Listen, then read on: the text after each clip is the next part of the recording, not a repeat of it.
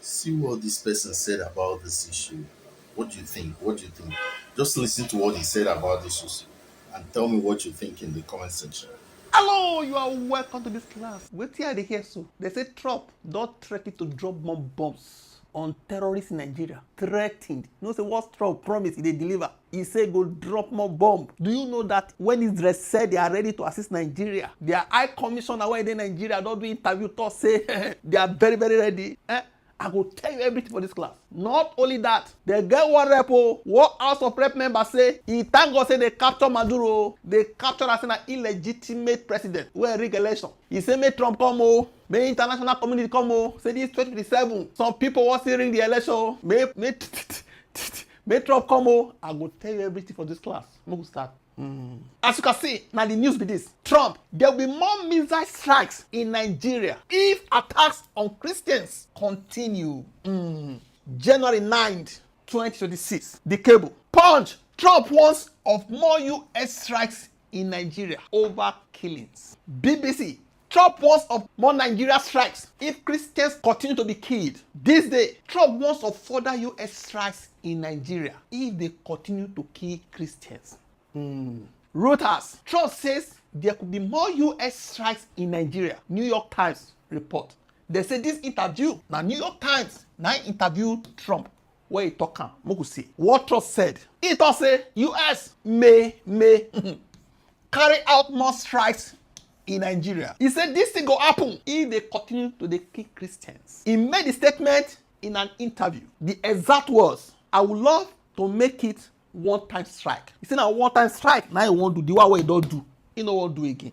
But if they continue to kill Christians, it will be a many-time strike. No be only one, no be only two, no be only three, no be only four. He go continue many times. Gumi must not hear this. Where and when he said it. The statement came from an interview with the New York Times. The interview was published on Thursday, yesterday. They asked him about the strike, where he don't already strike on Christmas Day. Now, when they asked him, he can't talk about more strikes if they continue to buy Christians. Question about Muslim be killed in that same interview. They asked him wetin his own advisor talk. The advisor talk say Islamic State and Boko Haram kill more Muslims than Christians. Na advisor talk am. Remember, person like me, my stand be say for middle bed dem dey kpai Christians. You hardly see Muslim wey dey kpai. Na Fulani herdsmen na dey kpai Christians for there. This one na different one entirely. Islamic State dem dey kpai both Christians and Muslim. They call Assam. Your own advisor talk say they buy more Muslims than Christians for Northeast. See what he cut off. I think that Muslims are big kid also in Nigeria. He agreed. But it's mostly Christians. See, he generalized. Generally, not be only Northeast. If you look at who Fulani herdsmen, they drag them out from their house. What they talk for these classes? Now Christians, you hardly see Muslim community ransacked.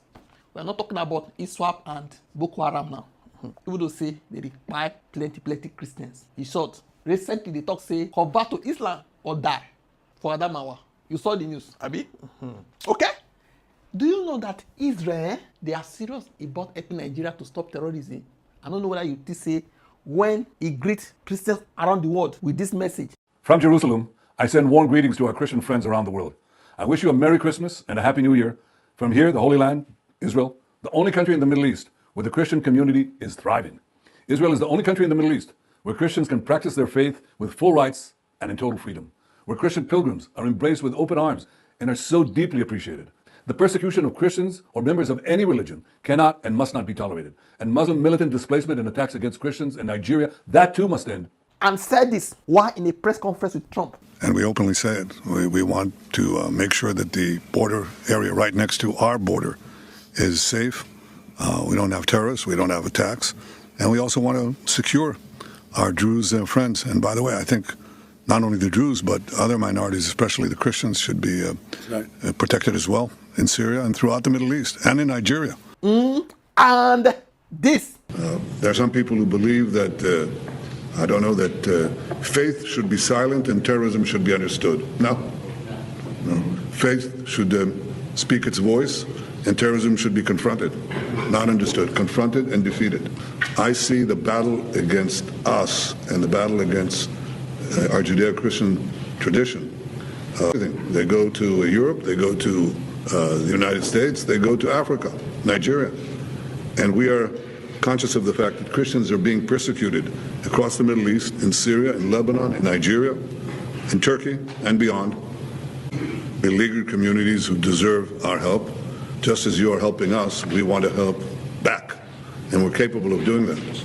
In Africa with intel, in the Middle East with a lot of means that I won't itemize each one. But this is what our agenda is. It's the main part of our agenda, and it's going to continue with greater force and greater might in this coming year. He met it too. His High Commissioner, when in Nigeria, recently, 2 days ago, had an interview in Arise News. The man said many things, so I no want to talk anything. I go play the video, some of it, make you listen. Thank you very much for having me. Happy New Year. And to you as well. Let's start with Nigeria and that announcement by Prime Minister Netanyahu of a new Israeli front to protect Christian communities in this country and other parts of Africa. How has it come to this? Well, I think that what Prime Minister Netanyahu said, and it was very clear, was that he wants to make sure that all those persecuted around the world, and he highlighted Christians around the world, not only in Nigeria, that it was important to do what Israel can in order to work with our partners, to work with Nigeria, and that's very important. This is about working with Nigeria. This is not about working against Nigeria. It's working with them as a partner, as an ally, and seeing what we can do. And he emphasized the issue of intelligence sharing and working in that area. And certainly I think that's the area that we will be looking at, to work with the Nigerian government to see where we can work together to stop the attacks that are taking place against Christians, but also against Muslims and against all Nigerians. Our interest is to work with Nigeria to stop all the violence in this country. I was going to ask you what specific actions Prime Minister Netanyahu proposes to take to protect Christians in Nigeria, but you've kind of answered that. But no unilateral action. No, absolutely. Our aim is to work with the Nigerian government, and the Prime Minister highlighted issues of intelligence sharing and other areas, and I think that we will be led and guided by the Nigerian government as to where we can work and where we can partner, because this is very much about working with an ally, working with a partner, and doing things to tackle insecurity as a whole within the country.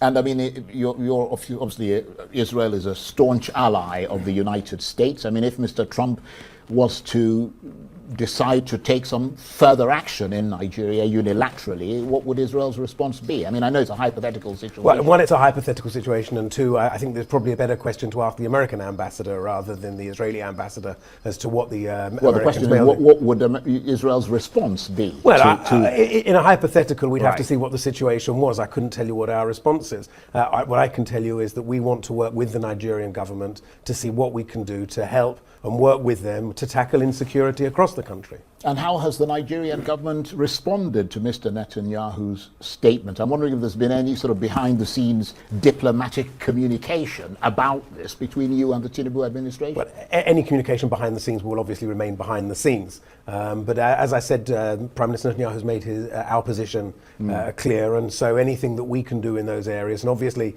when you're dealing with issues of intelligence and when you're issuing of information, it's not something that we're going to talk about publicly, because that would undermine the entire purpose of having a conversation about intelligence sharing. But why would Mr. Netanyahu be talking about protecting Christians in Nigeria when peace remains elusive in his own backyard?